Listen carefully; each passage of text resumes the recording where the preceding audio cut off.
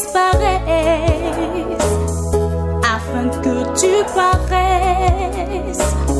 Fais de moi un vase d'honneur par lequel tu agis.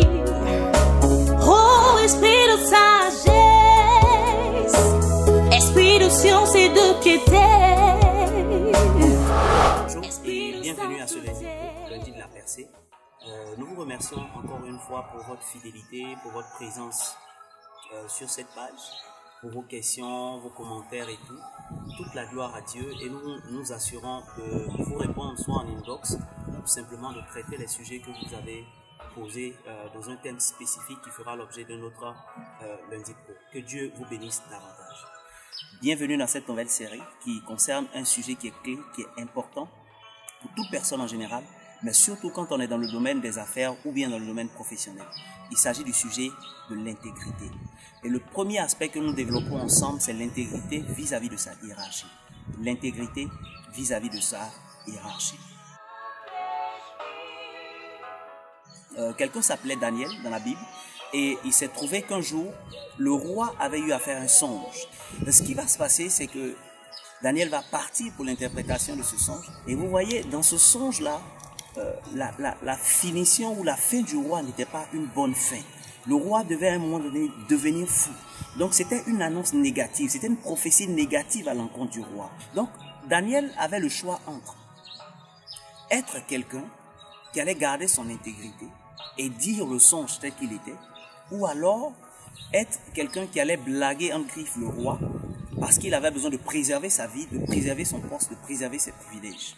Mais à cause de l'intégrité qu'avait Daniel, Daniel va avoir le courage de déclarer l'interprétation telle qu'elle avait été donnée par Dieu et pouvoir passer le message au roi. Même si le message était enveloppé, l'intégrité a fait que Daniel a quand même donné le message tel qu'il était.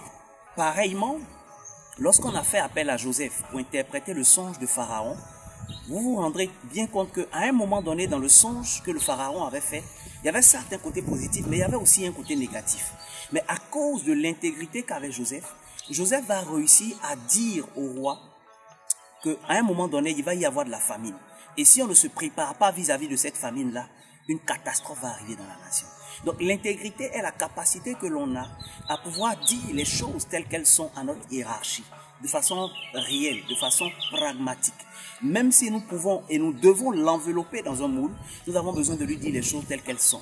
Sinon, le jour où il perdra le pouvoir, nous aussi, nous perdrons les privilèges que nous avions avec lui.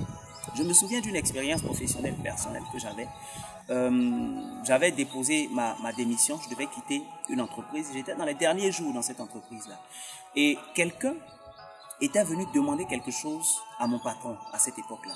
Il avait demandé l'avis de plusieurs de ses collaborateurs, dont moi. Et moi, je lui ai dit les choses telles qu'elles étaient. Je l'ai évidemment apprécié, complimenté et tout par rapport à la décision qu'il voulait prendre parce qu'il avait déjà pris sa décision. Et après, je suis revenu en lui disant, en fait, la décision que tu as eu à prendre ou que tu souhaites appliquer, cette décision, voilà ses côtés positifs.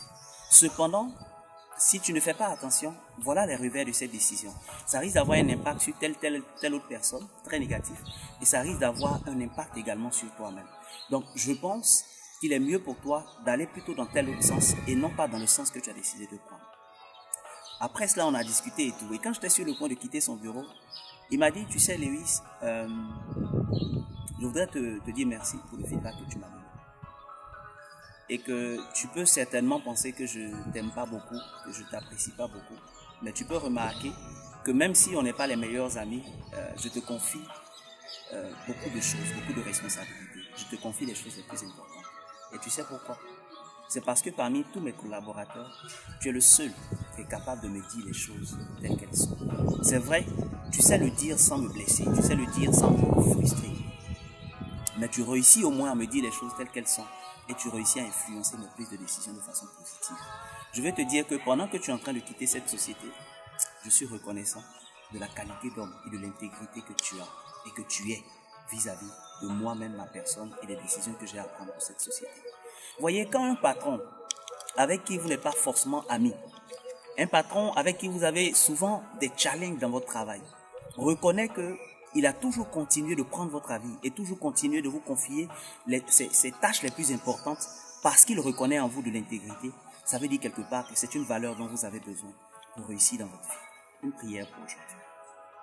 Seigneur, je te rends grâce et je te dis merci pour le don de la vie et pour la grâce de cette affaire, pour la grâce de ce travail que tu me donnes. Je te réclame aujourd'hui la grâce de pouvoir développer en moi l'intégrité que tu as déjà mise en moi. Donne-moi d'être un homme inflexible. Donne-moi d'être un homme qui est orienté vers les valeurs chrétiennes, les valeurs divines et qui marche conformément à ces valeurs. Peu importe la corruption, peu importe les influences négatives de mon environnement de travail. C'est au nom de Jésus que j'ai prié. Amen. Merci pour votre fidélité et à lundi prochain. Dieu vous bénisse. Bye. Oh, esprit de sagesse, esprit de science et de piété.